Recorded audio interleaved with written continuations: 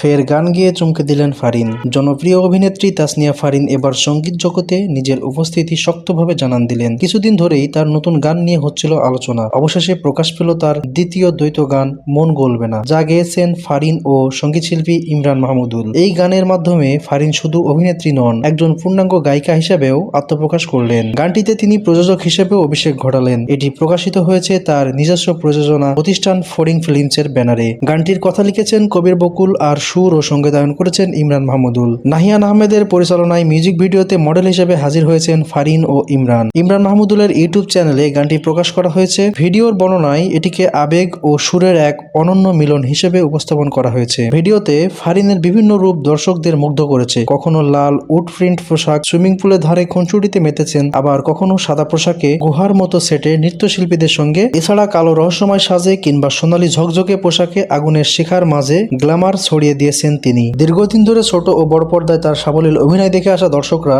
এবার তার মধুর কণ্ঠ শুনে অবাক হয়েছেন। অভিনয়ের দক্ষতার পাশাপাশি গানে তার পারদর্শিতাও দর্শক ও শ্রোতাদের বিস্ময় জাগিয়েছেন।